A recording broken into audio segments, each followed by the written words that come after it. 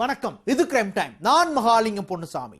திருவண்ணாமலை தொடர் ஏடிஎம் திருட்டில் புதிய திருப்பமாக ஹரியானா மாநிலம் மேவத் கொள்ளை கும்பல் கைவரிசை காட்டியிருப்பது அம்பலமாக இருக்கிறது. ஏடிஎம் தொழில்நுட்பம் தெரிந்த இந்த கொள்ளை கும்பல் சிக்குமா? மாவட்டத்தில் கடந்த சனிக்கிழமை நள்ளிரவு அடுத்தடுத்து 4 ஏடிஎம்களில் நடந்த கொள்ளை சம்பவம் தமிழகம் முழுவதும் பெரும் அதிர்வலைகளை ஏற்படுத்தியுள்ளது. ஆந்திர மாநில பதிவன் கொண்ட டாடா சுமோ காரில் வந்த 6 பேர் கொண்ட கும்பல் இந்த கொள்ளை சம்பவத்தை அரங்கேற்றியுள்ளது.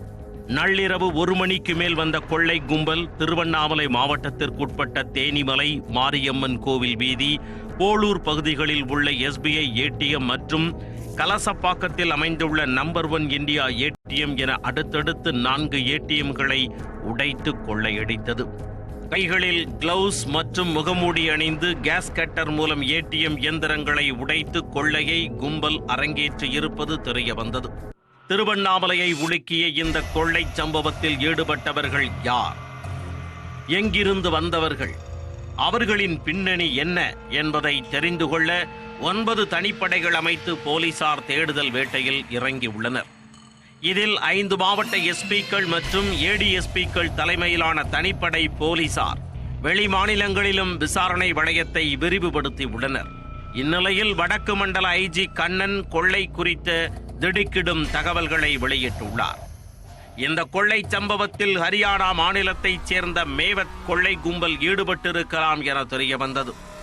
2021ஆம் ஆண்டு சென்னை, திருவண்ணாமலை, வேலூர், புதுச்சேரி உள்ளிட்ட பகுதிகளில் ஏடிஎம் மையங்களில் பணம் நிரப்புவதில் முறைகேடு செய்து பெரும் கொள்ளை அரங்கேற்றப்பட்டது.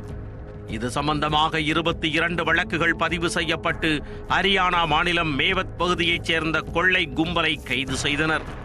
அதே பகுதியைச் சேர்ந்த கொள்ளை கும்பல்தான் தற்பொழுது திருவண்ணாமலை ஏடிஎம் கொள்ளை சம்பவங்களிலும் கைவரிசை காட்டியிருப்பது தெரிய வந்துள்ளது. ஏற்கனவே மகாராஷ்டிரா, மத்திய பிரதேசம், ஒடிசா, அசாம் ஆகிய மாநிலங்களில் விதவிதமாக ஏடிஎம் கொள்ளையை அரங்கேற்றிய அதே கும்பல்தான் தற்பொழுது திருவண்ணாமலையிலும் கைவரிசையை காட்டியுள்ளனர். எங்களுடைய அந்த கணிப்பு முற்றிலும் உண்மையாக இருக்குது.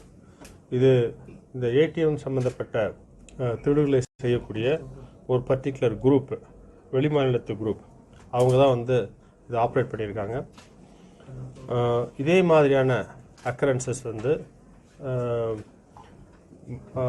மகாராஷ்டிராவில் ஒரு 3 அக்கரன்ஸ் நடந்திருக்கு.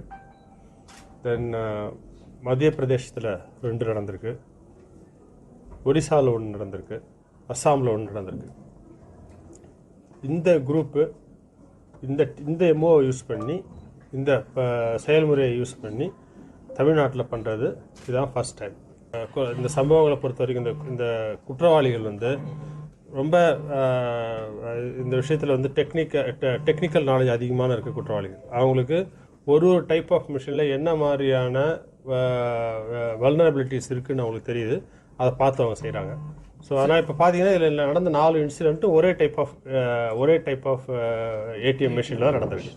ஏடிஎம் தொழில்நுட்பத்தில் கைதேர்ந்த இந்த கும்பல் ஏடிஎம் மையத்திற்குள் நுழைந்ததும் அங்கிருக்கும் CCTV கேமராக்களில் கருப்பு மை கொண்டு மறைத்துள்ளனர்.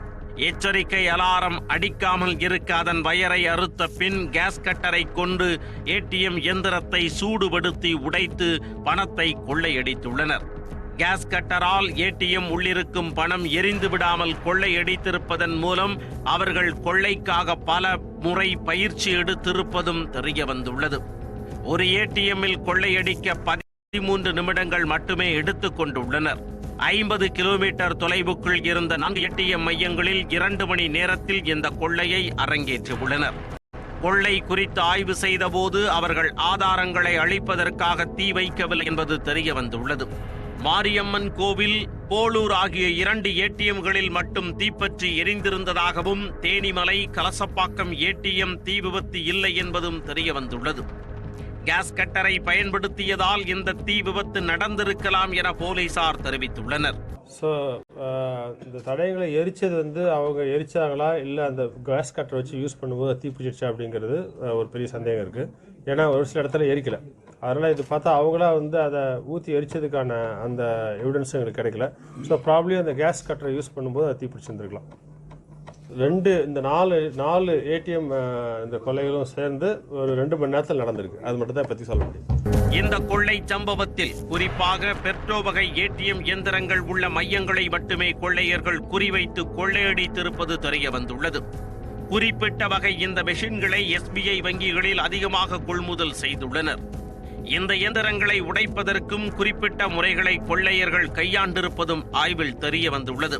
CCTV காட்சிகள் மற்றும் கொள்ளை நடைபெற்ற இடங்களில் மேற்கொண்ட தடயவியல் ஆய்வுகளில் அறிவியல் பூர்வமான ஆதாரங்கள் கிடைத்துள்ளதாகவும் குற்றவாளிகள் ஒரு சில நாட்களில் பிடிபடுவார்கள் என்றும் வடக்கு மண்டல IG கண்ணன் தெரிவித்துள்ளார்.